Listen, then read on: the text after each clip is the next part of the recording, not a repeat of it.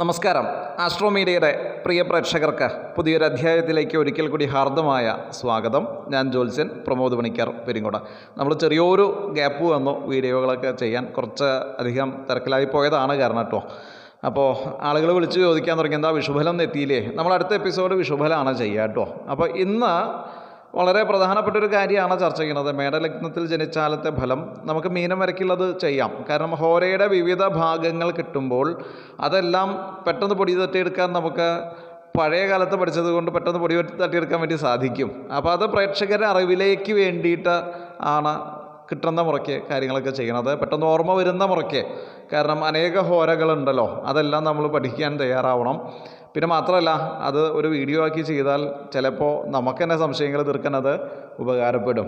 എന്തായിരുന്നാലും ഇതൊക്കെ പ്രശ്നവേദികളിലൊക്കെ ധാരാളം പ്രയോഗിച്ച് അനുഭവമുള്ളൊരു കാര്യമാണ്. അപ്പോൾ അടുത്ത് വരെ അതുണ്ടായി. അതുകൊണ്ടാണ് ഇന്ന് പെട്ടെന്ന് ഓർമ്മ വന്നപ്പോൾ ഈ ഒരു വിഷയം എന്ന് പറയാം എന്ന് ധരിച്ചത്. നമ്മൾ വാചാലനാകുന്നില്ല, വിഷയത്തിലേക്ക് വരാം. ബന്ധുദ്വേഷകരോടന കൃശതനു ക്രോധീ വിവാദപ്രിയോ മാനീ ദുർബലജാനുരസ്ഥിരധന ശൂരശ്ച മേഷോദയേ. മേഷോദയം അഥവാ മേടലഗ്നത്തിൽ ജനിച്ചാൽ ബന്ധുദ്വേഷകരോടന എന്ന് പറഞ്ഞു. ബന്ധുദ്വേഷകരോടൻ എന്ന് പറയുമ്പോൾ ബന്ധുക്കളെ ദ്വേഷിക്കുന്നവനായിരിക്കും, ബന്ധുവർജിതനായിരിക്കുക.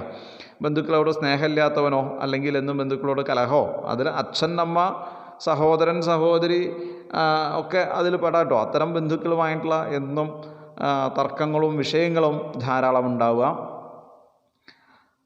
ബന്ധുദ്വേഷകരോടന എന്ന് പറയുമ്പോൾ സഞ്ചാരിയായിരിക്കുക, സഞ്ചാരശീലം. കരോടനം എന്ന് പറയുമ്പോൾ ധാരാളം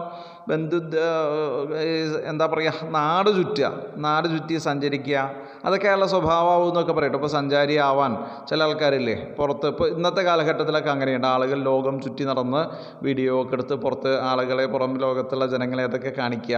അങ്ങനെയൊക്കെയുള്ള ആളുകൾക്ക് ഈ മേടലഗ്നത്തിൽ ജനിച്ചാൽ അതൊക്കെ സാധിക്കും കേട്ടോ. ഈ ബന്ധുക്കളെ ദ്വേഷിക്കാത്തൊരു സ്വഭാവം മാത്രമാണ്. അതുവരെ വിചാരിച്ച അവർ മുഴുവനായിട്ട് മോശക്കാരമൊന്നുമല്ല. അതേപോലെ തന്നെ വാഗ്വാദം, ക്രോധിയായിരിക്കുക, പെട്ടെന്ന് ദേഷ്യം വരിക, വിവാദപ്രിയനായിരിക്കുക, വിവാദങ്ങളിലൊക്കെ ചെന്ന് പെടുക. ആവശ്യമുള്ളതും ആവശ്യമില്ലാത്തതൊക്കെ ഓപ്പൺ മൈൻഡാണ് സംഭവം. പക്ഷെ അവർ കണ്ടത് തുറന്നത് പറയും. അപ്പോൾ അതാ ചില ആൾക്കാർക്ക് അതുകൊണ്ട് ദേഷ്യം തോന്നും അവരോട്. സ്വാഭാവികമാണല്ലോ, സത്യം പറയുന്ന ആളുകളെ പൊതുവേ ഇഷ്ടമല്ലല്ലോ ആളുകൾക്ക്. അപ്പോൾ അത് ഒരു സ്വഭാവം മനസ്സിൽ, പ്രത്യേകിച്ചിപ്പോൾ ഈ മേടലഗ്നത്തിൽ എന്ന് പറയുമ്പോൾ പ്രത്യേകിച്ച് അതിൻ്റെ ഒരു സ്വഭാവം മേടം ആട് പോലെ എന്ന് തന്നെയാണ് പറയുക.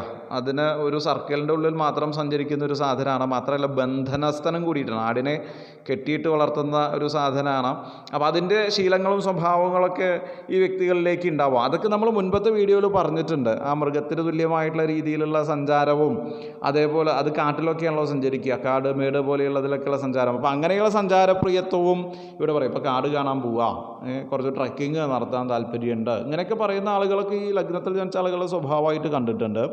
ചടച്ച ദേഹമായിരിക്കുക, പെട്ടെന്ന് ദേഷ്യം വരിക, ദുർബലജാനു എന്ന് പറയുമ്പോൾ കാൽമുട്ടുകൾക്ക് ബലമില്ലാതിരിക്കുക,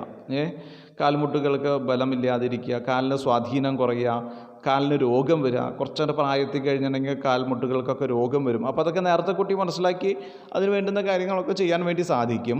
അതേപോലെ തന്നെ വിവാദത്തിൽ താല്പര്യമുണ്ട്, വാഗ്വാദം നടത്തുക, മറ്റുള്ളവരുമായി തർക്കിച്ച് ആ തർക്കത്തിൽ അറിയപ്പെടുക. അങ്ങനെയുള്ള ആളുകളുണ്ടല്ലോ, തർക്കിച്ച് രക്ഷപ്പെടുന്ന ആളുകളുണ്ടല്ലോ, അല്ലെങ്കിൽ തർക്കിച്ച് ജയിക്കുന്ന ആളുകളുണ്ടല്ലോ, അതൊക്കെ ഈ മേടലഗ്നത്തിലുള്ള ആളുകളാവും. ഇവരുടെയൊക്കെ സ്വഭാവം ഇന്നതാന്നൊക്കെ മനസ്സിലാക്കാൻ, ഒരാളുടെ ക്യാരക്ടർ കണ്ടു കഴിഞ്ഞാൽ അയാൾ ഇന്ന ലഗ്നാന്നൊക്കെ മനസ്സിലാക്കാൻ വേണ്ടിയിട്ട് എക്സ്പെർട്ടായിട്ടുള്ള ആളുകൾക്കൊക്കെ അത് സാധിക്കും.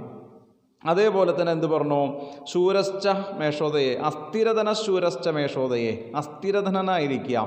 അസ്ഥിരധനം എന്ന് പറയുമ്പോൾ സ്ഥിരമായിട്ട് ധനമില്ലാതിരിക്കുക. സ്ഥിരമായിട്ടുള്ള ധനം എന്ന് പറയുമ്പോൾ ഡെപ്പോസിറ്റൊന്നും കാര്യമായിട്ടുണ്ടാവില്ല.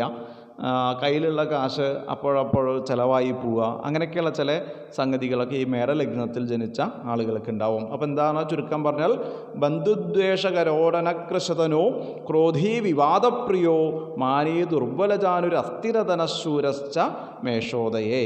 ചുരുക്കം പറഞ്ഞാൽ മേടലഗ്നത്തിൽ ജനിച്ച ആളുകൾ ബന്ധുദ്വേഷിയായിട്ടും സഞ്ചാരശീലത്തോടു കൂടിയ ആളായിട്ടും കൃശതനുവായിട്ടും കോപിയായിട്ടും വ്യവഹാരം വാഗ്വാദം മുതലായതിൽ താല്പര്യമുള്ള വ്യക്തിയായിട്ടും ദുർബലനായിട്ടും അഭിമാനിയായിട്ടും അഭിമാനി ദുർബല അഭിമാനിയായിരിക്കും, വളരെയധികം അഭിമാനമുള്ളവനായിട്ടും കാൽമുട്ടുകൾക്ക് സ്വാധീനം കുറഞ്ഞവനായിട്ടും അസ്ഥിരമായ ധനത്തോടു കൂടിയവനായിട്ടും ഭവിക്കും എന്നാണ് ആചാര്യപക്ഷം. അപ്പോൾ നിങ്ങളുടെ അനുഭവങ്ങളൊക്കെ നിങ്ങൾ പങ്കുവെക്കുക കേട്ടോ. ഒരു തുറന്ന വേദിയായിരിക്കണം. നമ്മൾ ആസ്ട്രോമീഡിയ എന്ന് പറയുമ്പോൾ ചർച്ചാവേദി കൂടിയിട്ടാണ്. അപ്പോൾ ശാസ്ത്രം കേട്ടാൽ മാത്രം പോരാ, ചർച്ചകൾ കൂടി അതിൽ വരുമ്പോഴേ ആ വേദി സമ്പുഷ്ടമാവുള്ളൂ. അപ്പോൾ നിങ്ങളുടെ അഭിപ്രായങ്ങളൊക്കെ നിങ്ങൾ കമൻ്റായിട്ട് അയയ്ക്കുക. അതേപോലെ തന്നെ മറ്റുള്ളവർക്ക് ആവശ്യമുള്ള ആളുകൾക്ക് ഇതൊക്കെ ഒന്ന് ഷെയർ ചെയ്ത് കൊടുക്കുക. നിങ്ങളുടെ സപ്പോർട്ട് തുടർന്നുണ്ടാകും. അപ്പോൾ ഇനി നമുക്ക് അടുത്ത എപ്പിസോഡ് ഒരു പക്ഷേ വിഷുഫലമായിരിക്കും, അതിനോട് ബന്ധപ്പെട്ടിട്ട് തന്നെ ഇടവലഗ്നത്തിൻ്റെ ഫലവും അങ്ങനെ നമ്മൾ മീനം ലഗ്നം വരയ്ക്കുള്ള എല്ലാ ഫലങ്ങളും ഇവിടെ പറഞ്ഞു പോകുന്നതാണ്. അപ്പോൾ എല്ലാവർക്കും ഒരു ശുഭദിനം ആശംസിച്ചുകൊണ്ട് തൽക്കാലത്തേക്ക് ഇവിടെ പറയുന്നു. എല്ലാവർക്കും ഒരിക്കൽ കൂടി നന്ദി, നമസ്കാരം, ശുഭദിനം.